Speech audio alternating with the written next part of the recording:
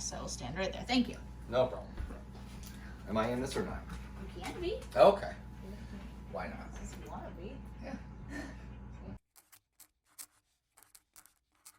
Hello everybody, welcome back to another video. Today's video is yet another one of my trying to cook a different food that best represents each one of the 50 states series, I guess. Call it that. We've been doing this for a couple years now. We are down to less than 10 states to go, and I did a bit of digging and I think I found a recipe for just about every one of the states that I have left. So hopefully these videos are gonna start coming a little bit faster than they have been recently, which is like 4, 5, 6 months apart from each other.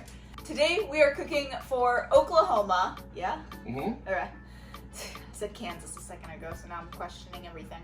And we are making country fried steak, chicken fried steak. Chicken fried steak. Chicken fried steak. Okay. Which, I'll be honest, I've only ever seen chicken fried steak on menus at like your local diners that are just like comfort food diners type of things. And I've never gotten it, so I never fully knew what it was. I thought it was chicken, because chicken fried steak, and I thought it was just called steak because of the shape it was in. I had no idea. So Dan enlightened me that it is beef, it is not chicken, and it is called chicken fried steak because chicken fried is the adjective applied to the steak, as in how it is cooked.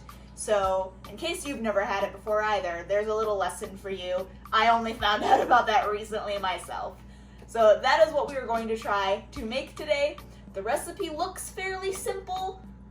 We're using cubed steak, which is a type of meat I have never worked with before. So hopefully it's not too difficult. It shouldn't be. Let's jump into it. All right, we have our sort of assembly line here and all ready to go. So if you want to go ahead and open this. Mm-hmm. Basically, with pleasure. Use your knife for anything you can. Absolutely. So basically, I'm gonna angle you up here so you can see me. Hi. For the recipe that we're following, like always, will be in the description box below this video. So if you want to try this out, you are more than welcome to go to that link and try it yourself. And there you can see also all of the like proportions and measurements for everything. Because we don't have nearly as much cubed steak as the original recipe calls for, we are cutting all of the breading recipe ingredients in half. So just keep that in mind if you do go to try this and you're like, I have way more than she had in the video. It's because we cut ours in half. So what the recipe says to do is to take our cubed steak, which is this guy right here, and we are going to salt and pepper both sides of it, put it into the flour mixture, both sides, put it into the milk mixture, get it covered, and put it back into the flour mixture, and then we will set it on this plate and repeat with the remaining pieces. And then we're ready to fry it, which Dan and I are a little skeptical of because that's all the more oil they call for. Also, we reused the measuring cup that had the milk in it. That's what those drops are. You can ignore that. They only call for a half a cup of oil. So this is definitely not a deep fried recipe, but that should still be plenty of oil to get the job done, and there probably won't be a ton of leftover oil. I mean, that's kind of nice. So that is what all of that looks like, and now we're gonna go ahead and just start assembling. Also, we are currently boiling potatoes for mashed potatoes to go on the side because mashed potatoes is a very popular side dish for chicken fried steak. Chicken fried steak is pretty commonly agreed to have originated from Italian immigrants in the 1860s, but been influenced into what we know it as today by German and Austrian immigrants who settled in Texas in the 19th century. Today you can enjoy this dish in many states, but the best recipes seem to be in Texas and Oklahoma. Oklahoma even made it their official state meal in 1988. All right, it is now time to get the oil heated up, and this is also a first for Dan and me. They said to add a tablespoon of butter, so we put that in there, and I guess that'll help tell us when the oil is sufficiently hot. I don't know, but that's what we're supposed to do. And then when it is hot, we're ready to drop them, and it's supposed to only take 2 minutes on each side, so relatively quick. There we go.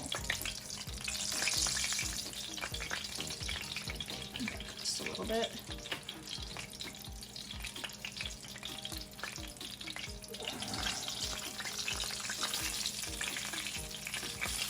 We'll eyeball it, but we'll set a timer for 2 minutes because that's what it says.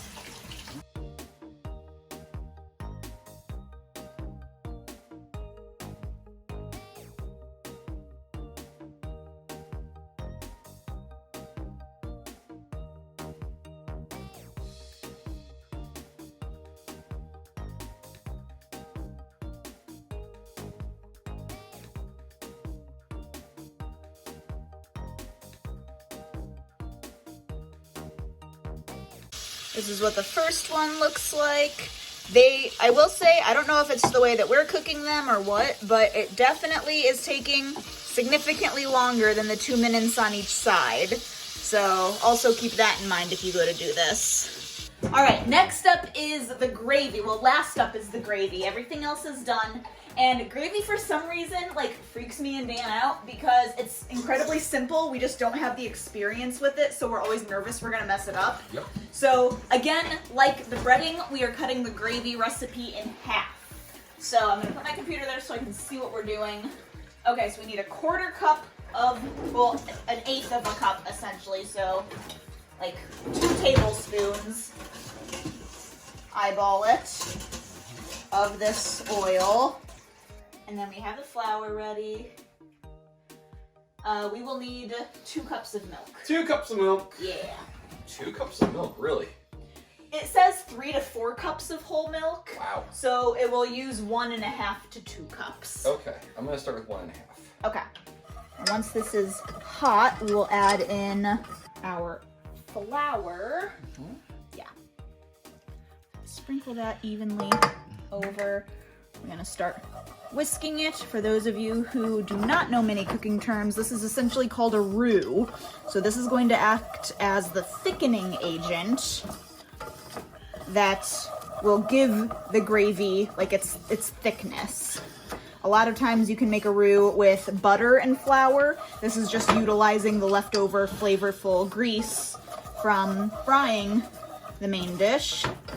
So we're gonna keep whisking this, getting it all mixed up until it gets to be a nice deep colored brown, which shouldn't be much longer actually. But this also can burn really easily, so you have to be very careful. It's probably somebody who actually knows what they're talking about watching this being like, that is all very wrong information. We'll correct this in the comments. Comments are where opinions go. Everyone knows that. Well, you can always share them on Twitter if you want to, you know. That's why I don't have a Twitter. Right. Oh my gosh, you're gonna give all of my viewers and me editing motion sickness. We're gonna add just a little more flour, just a little at a time, because I think there wasn't quite enough in there. Yeah, that's hot. Okay, I'm happy with that. All right, cool. All right, so now we will start adding the milk.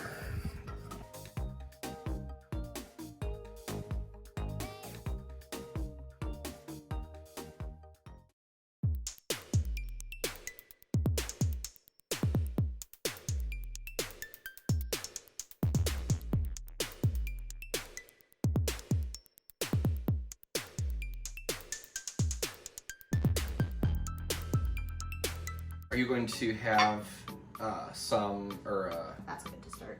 my phone for like a... Yes! Thank you. I totally forgot about that. Thank you so much. Okay, hold on. Don't do the drizzle yet. I'm gonna get some of this first. Okay.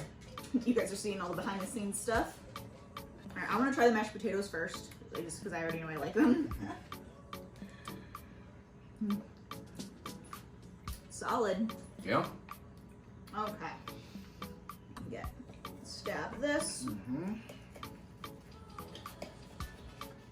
Okay. My whole life thinking this was chicken. This is throwing me off so much. So that's cooked all the way through.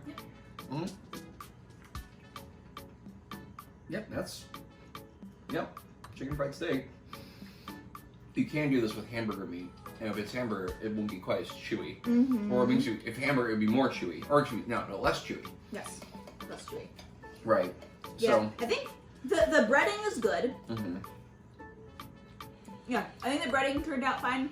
I'm not a big steak person because most of the time the steak is cooked too much and then it's so chewy and I can't eat it because then I'm just chewing for an hour and then my jaw hurts. Mm. So, I mean, this is, flavor-wise, I think it's pretty solid. Mm-hmm. Also, I think my brain is still playing tricks on me because I just keep thinking this is supposed to be chicken. No, but My brain is just very confused. But Mhm.